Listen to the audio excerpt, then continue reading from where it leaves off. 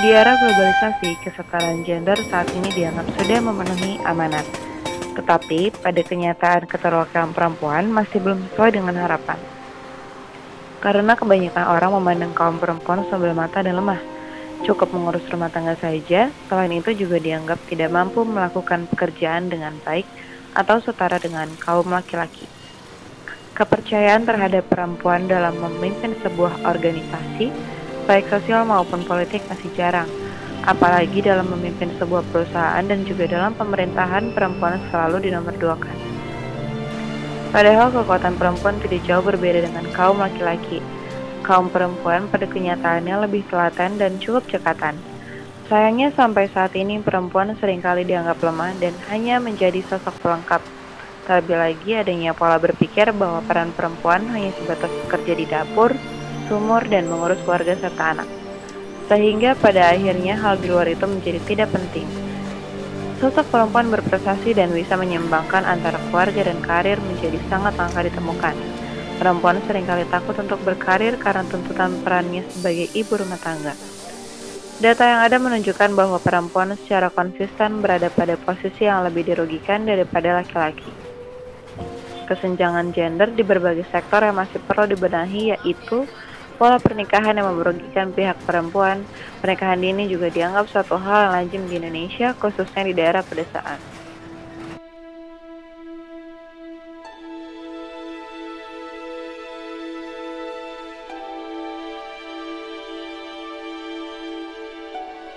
Perserikatan Bangsa-Bangsa tahun 2004 memperkirakan 13% dari perempuan Indonesia menikah di umur 15 sampai 19 tahun. Dalam hukum Islam, laki-laki diperbolehkan memperistri lebih dari satu orang, akan tetapi dalam Undang-Undang Perkawinan tahun 1974 menyatakan bahwa izin untuk memiliki banyak istri dapat diberikan jika seseorang dapat memberikan bukti bahwa istri pertamanya tidak dapat melaksanakan tanggung jawabnya sebagai istri. Pegawai negeri sipil atau PNS Indonesia pun dilarang mempraktekkan poligami. Hukum perkawinan di Indonesia menganggap pria sebagai kepala rumah tangga dan pencari nafkah keluarga. Sedangkan tugas-tugas rumah tangga termasuk membesarkan anak umumnya dilakukan oleh perempuan. Kesenjangan gender di pasar kerja, adanya segmentasi jenis kelamin angkatan kerja, praktik penerimaan dan promosi karyawan yang bersifat diskriminatif atas dasar gender, membuat perempuan terkonsentrasi dalam sejumlah kecil sektor perekonomian. Pada umumnya pada pekerjaan-pekerjaan yang berstatus lebih rendah daripada laki-laki. Asumsi masyarakat menyatakan bahwa pekerjaan perempuan hanya sekedar tambahan peran dan tambahan penghasilan. Keluarga juga menjadi salah satu sebab rendahnya tingkat partisipasi tenaga kerja perempuan.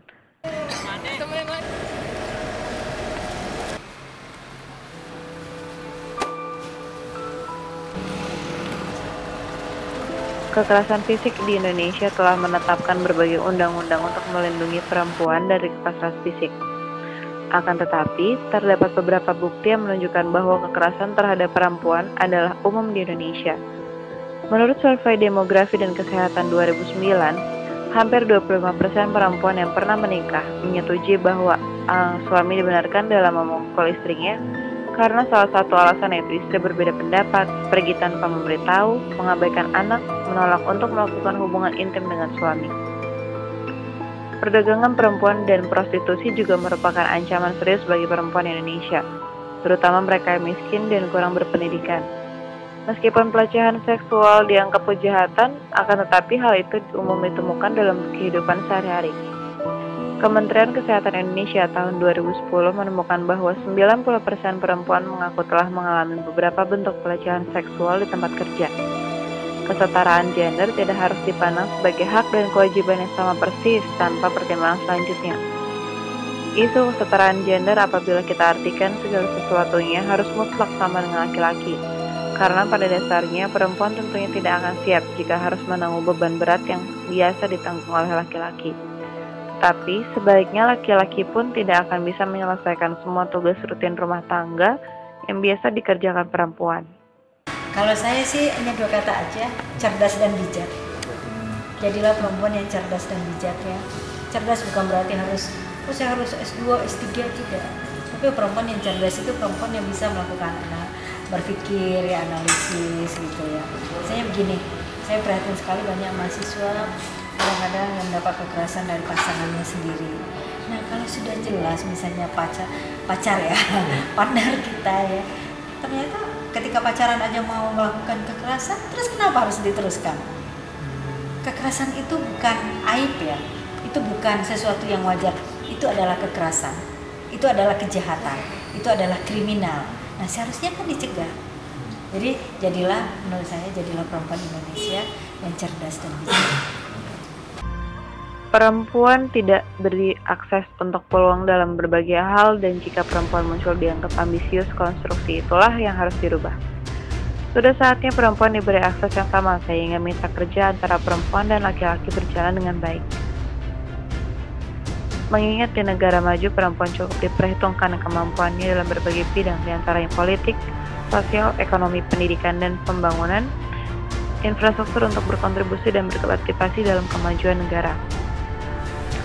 Gender merupakan hubungan relasi kuasa yang seimbang atau konstruksi antara laki-laki dan perempuan, sehingga mendapatkan akses manfaat partisipasi dan kontrol yang sama antara laki dan perempuan sesuai dengan kebutuhan dan kepentingannya. Kesetaraan menciptakan keadilan bagaimana antara laki-laki dan perempuan itu dilihat dari kebutuhannya bisa terpenuhi secara adil.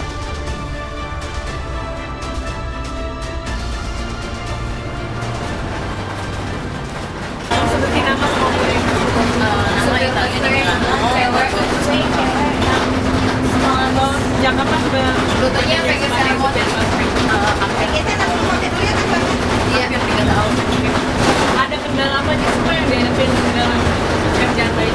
Ya, kendalanya paling apa ya? Kendala di jalan gitu kan. Terus cuma itu aja sih, mungkin bagian-bagian apa sih senggolan harta misalkan gitu aja. Terus dari kenapa sih Mbak milih pekerjaan ini sebagai profesi gitu? Ini kan kebanyakan yang melakukan pekerjaan ini kan laki-laki. Awalnya sih ngeliat nih, kan aku udah ada yang udah duluan gitu kan, jadi ngeliat kok ada yang lanjutan, jadi tertarik lah. Jadi ada yang rekomen Mbak untuk jadi sini? Kalau gak rekomen jadi keinginan sendiri. Ada seminar. Terus ada cibiran atau pelecehan yang pernah Mbak dapat gitu selama Mbak bekerja jadi Mungkin kayak cerita kalau fashion enggak, cuma suka ada omongan-omongan yang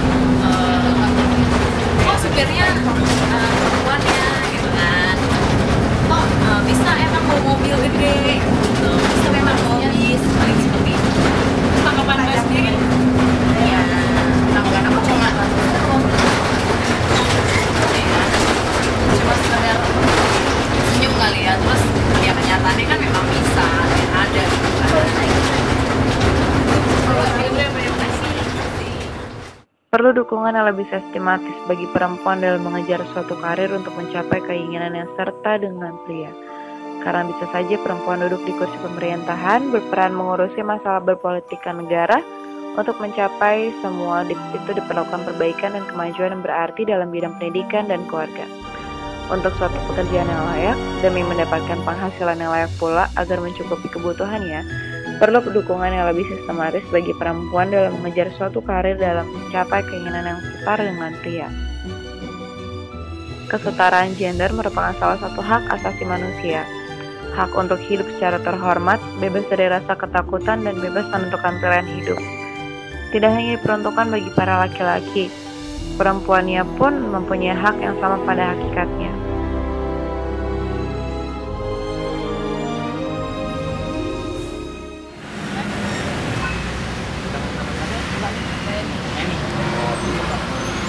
Bahkan menjadi juru parkir. Apa sih pendapat Mbak tuh tentang juru parkir? Terutama buat perempuan kan biasanya kan laki-laki gitu. Pendapat Mbak seperti apa? Tapi ya selama masih halal ya enggak. Kenapa halal atau enggak? Terus apa lagi? Ya apa ya, ini kita masih diredoin sama Allah ya kalau nyari itu rezeki kan dengan cara hukum.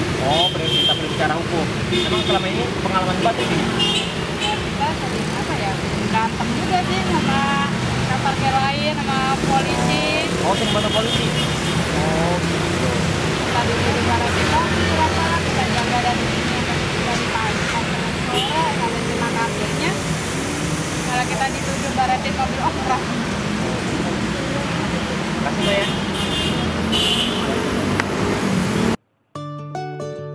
Di negara Eropa, peran pemerintah sangat diperlukan dan sudah optimal dilakukan hingga menyentuh seluruh masyarakat.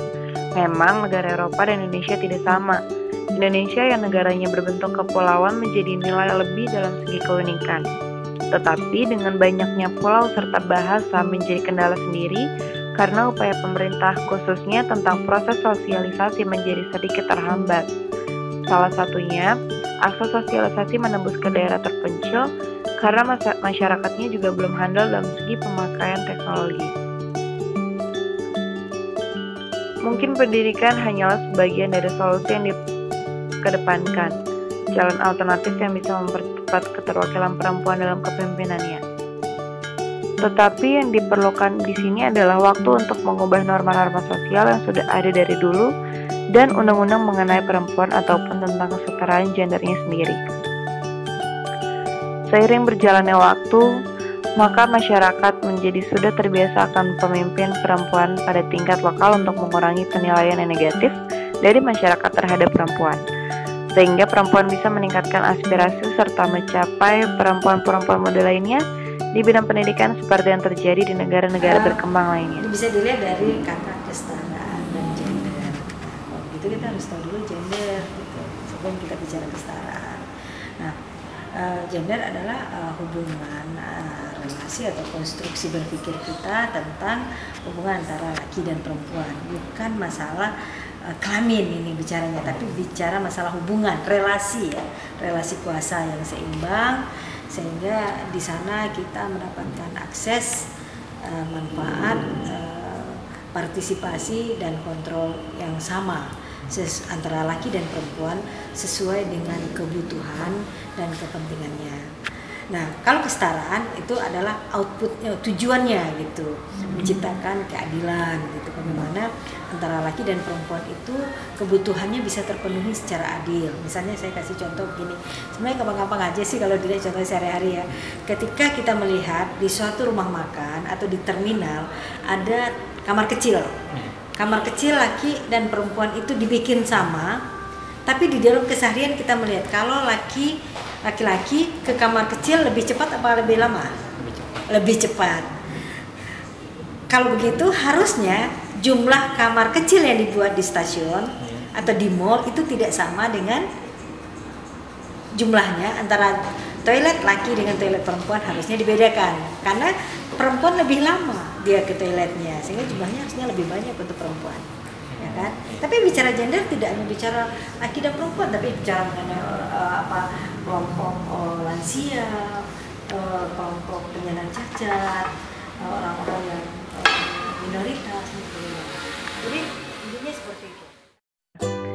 Jika dilihat dari norma-norma sosial dan budaya masih dibilang merupakan rintangan yang paling sulit disingkirkan.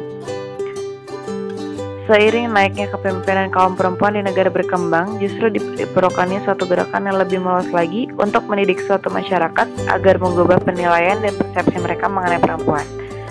Memberikan kesempatan kepada kaum perempuan untuk bersuara yang lebih menonjolkan sifat kepemimpinan, maupun di dalam lingkungan rumah ataupun di depan umum yang tujuannya untuk bisa memperlancar transisi menuju peran kepemimpinan tersebut. Jika dilihat seperti itu, maka derajat perempuan memang naik dan harga diri perempuan menjadi sangat diperhitungkan.